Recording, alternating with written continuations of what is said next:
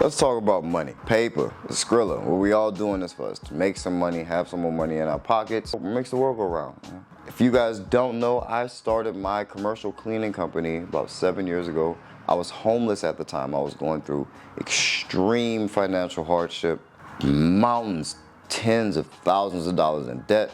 I had $0 to my name and $0 coming into my name. It was rough for me. And so for me to get out of that situation where I did not have a place to live, every dollar I was making had to go to, you had to decide between food or, or something else. And a lot of people are in that area. Most people aren't, but there are a lot of people that are doing that bad. And it's a big reason why I wanted to start this channel, is because I wanted to not only be an inspiration, but to be a tactical guide for someone that if they really listen to me and that it gives them an opportunity to pull themselves out of that situation. It's the entire reason that I started this, because there wasn't a whole lot of it out there for me when I was in that situation. Most people who were starting a business or trying to start a business weren't homeless. I didn't have very many examples to look to for how to come from the bottom. Everyone that I ran across wanted to sell me a course or coaching for $5,000. I'm like, I can't. Even when I first started making money, I was like, if I don't have $5,000 to give you, that would cripple my business and put me right back in debt. Why would you charge me $5,000? Anyway, I'm digressing and projecting here. But anyway, we're gonna talk about money today. How do you manage your money? How do you manage yourself out of poverty? Even if you're not in poverty, what are some of these things that you can take from lessons like this to apply to your own personal finances and get yourself somewhere better? So I want to talk about that. And just chop it up with you guys, man. See what you guys are thinking these days. I got a laundry list of stuff to do. Still just getting back from my 2-week vacation and just getting back to the office. It is piles of work waiting for me. So I'm gonna try to keep this one as short as possible because I got plenty to do around here. Let's get this intro. Look, this for all my boss days. Go do your boss days. Loving how you boss, babe. This for all my dreamers and my doers and all the entrepreneurs. Just believe in what you're doing and pursuing them. This for all my boss days.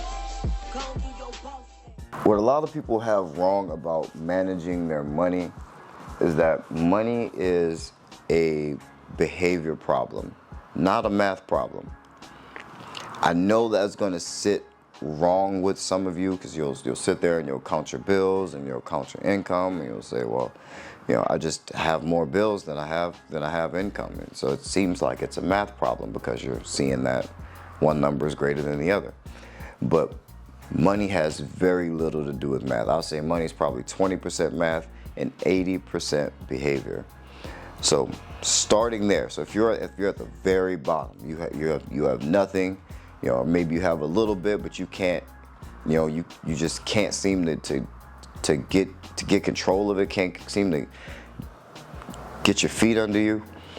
I know it's difficult, and what I'm gonna say isn't necessarily gonna be a whole lot easier than what you're doing right now. But it'll be about the same, only you'll be headed in the right direction. Once you understand that money is a behavior problem and not a math problem, I think you'll approach it differently. For me, it took me getting sick of my current situation. I was disgusted with where I was in life to the point where I needed to change it.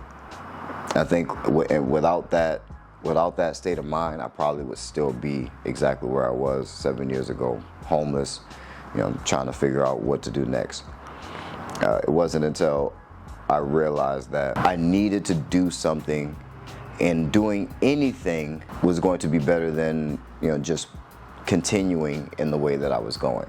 I needed to find a new way to handle my money so that I didn't end up back in that situation.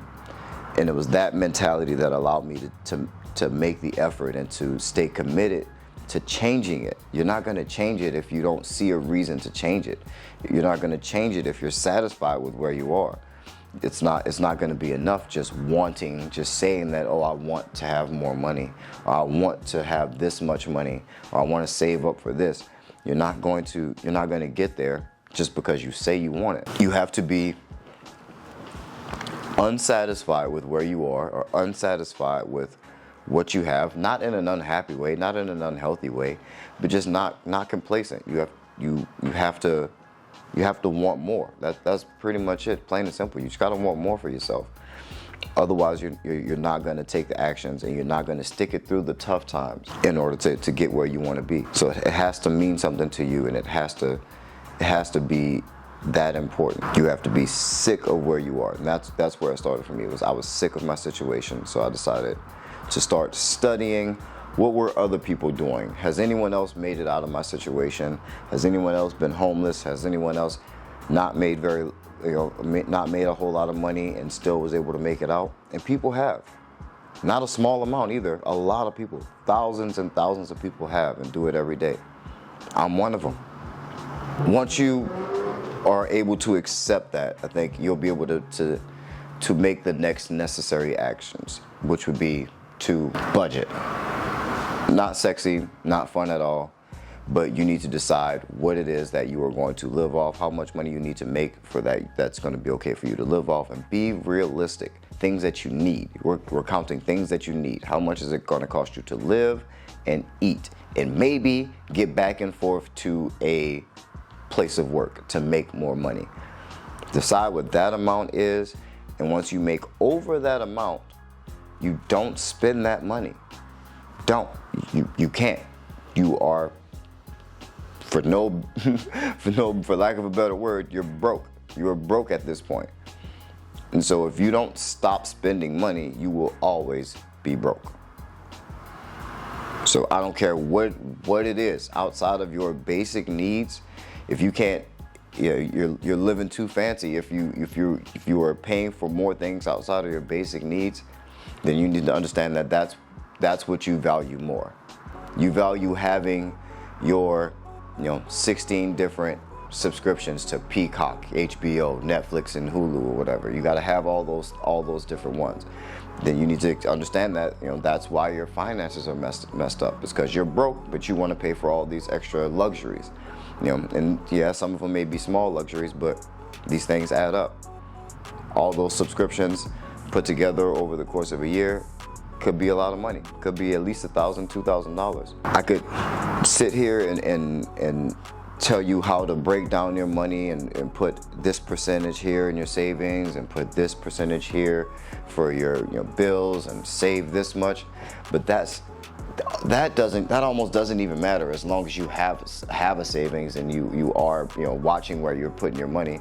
All that stuff doesn't even matter if you're not going to do the behavior, so that when things come up, when small things come up where you want something extra, or your friends buy the new pair of shoes, or someone buys a new car, you're gonna still have to resist the urge to go and dip into your savings and buy a new pair of shoes, or dip into that money to put a down payment on that car, or sign yourself up for something where you're gonna have to pay monthly every month and take that expense out of your monthly income.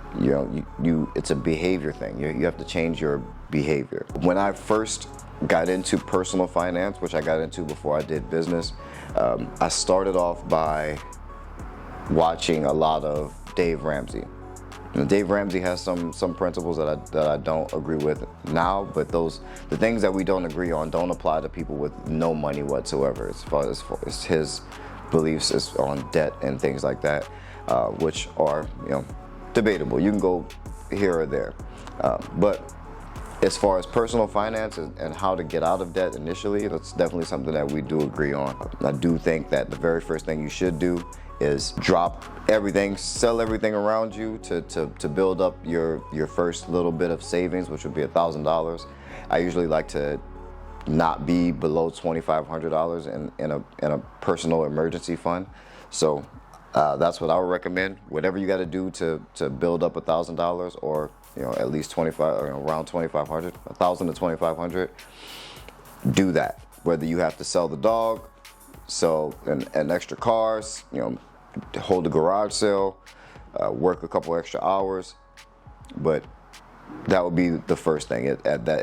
It's dire straits. It's emergency status. I would almost let every other bill besides my rent go to build that, because it's that important for you to have. And once you have it, you'll realize that you feel different. You move a lot different. You know, you have less stress when things come up.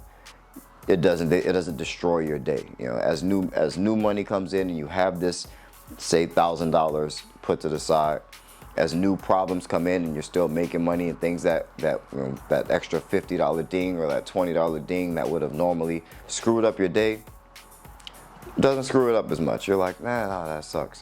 But it's not like the end of the world like it is now when things go bad and it costs you an extra 50 or an extra 20 or an extra $100. You know, now it's your last 50 or your 12, 20 or $100. It's your last $100, as opposed to, you being able to take care of it and just kind of move on. Definitely, emergency fund is step one. Do it as quickly as possible. Do it now. Like people should definitely think that you are crazy because you are trying to get to this $1,000 mark. So sell everything that is not needed or nailed down to the floor and get your savings in check. Get that emergency fund in check. It's a whole lot better to say that you have money than to say that you have anything else. So check your spending. Try to make a list or a budget out of everything that you are spending money on every month. Start Xing stuff. All the leisure, cut it out. All the eating out, cut it out. Those are all, anything that's not your basic needs, you should be able to ixnay that out and continue to save more money or pay off debt. If you already have a basic emergency fund and you don't have debt on the personal income side, then it's time to start saving for 3 to 6 months of expenses, of your household expenses.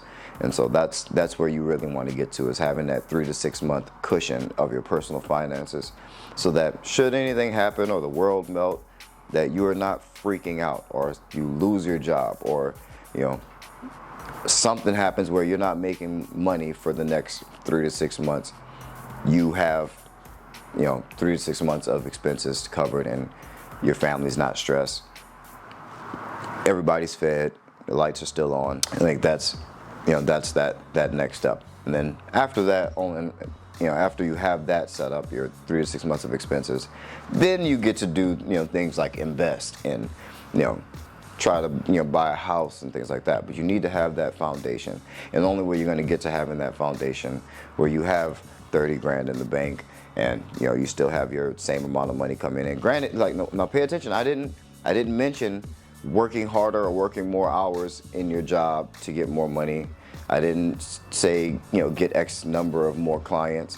This is all changing your behavior. We haven't increased the income at all yet. So and those are also things that you can and should do, is do things to increase your income, whether that's switch jobs or get a second job, a night job, or if that's run your cleaning business at night and work during the day. Whatever it is, some of you are in different positions than others. For people in the dire straits, you can't spend anything. You just gotta pocket money. You don't even get to pay bills yet. You just have to pocket money, because you have to have money. You're gonna have to have money to start with. It needs to be number one. So whatever you thought you were gonna buy or you needed to pay for, if you don't have money after you pay for it, you probably shouldn't pay for it.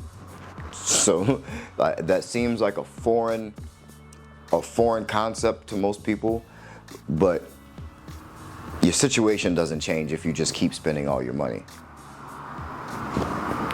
That's the math.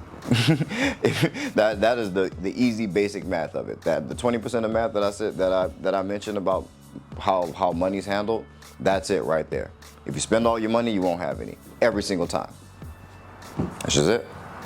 Doesn't matter if you have more bills than you have money. If you spend all your money, you're not gonna have any. And that's just facts. So, urging you, hope this motivates somebody to get their finances in check. Make a budget for yourself. Have a budget. Try to follow the budget. Tell your money what to do. Don't let your money, just come and go as it pleases. You tell your money what to do. And if you tell your money what to do, you will have money at the end of the day. Restrict yourself to spend only what's in your income. Until you are out of debt, know how to manage a credit card, don't use credit cards. Until you have built a savings account, don't spend money, or don't do lavish things. This is what it takes to get to that next level. This is why I'm able to, at any time of the year, take 2 weeks off, or leave the country if I want to, or do what have you. It's because these things are in place. They're already set. That's where you want to get. Hopefully this inspires you guys to get on the right path, start getting your finances in check, start saving some money. Because remember, it's a lot cooler to say you have money than to say you have anything else, man. But I love you guys. Hope this brought you some value. Keep that boss mentality. Peace.